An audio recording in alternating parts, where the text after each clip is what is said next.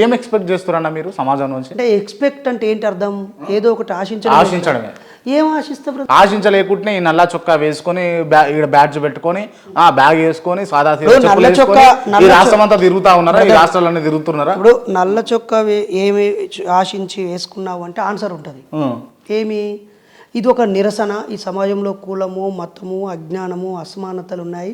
వాటిని నిరసించడం అనేది నేను ఆశిస్తున్నాను. ఇది ప్రదర్శిస్తున్నాను, నిరసనను ప్రదర్శిస్తున్నాను. మా సంఘము ఐక్యతను ప్రదర్శించడానికి మా యూనిఫామ్ ఇది, మా సంఘంది యూనిఫామ్ ఇది. కాబట్టి మా యూనిఫామ్ని ప్రదర్శించి ప్రచారంలోకి తేవాలనే ఒక ఐడెంటిటీని నేను ఆశిస్తున్నాను, ఎక్స్పెక్ట్ చేస్తున్నాను.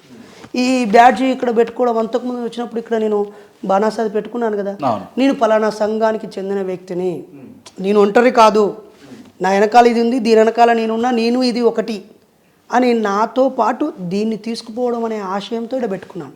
ఇప్పుడు 2 ఏళ్ళ నుంచి నీ దగ్గరికి ఎందుకు రాలేదు? 2 ఏళ్ళు నువ్వేం చేసినావు అన్నప్పుడు చెప్పడానికి అర్హత కోసం.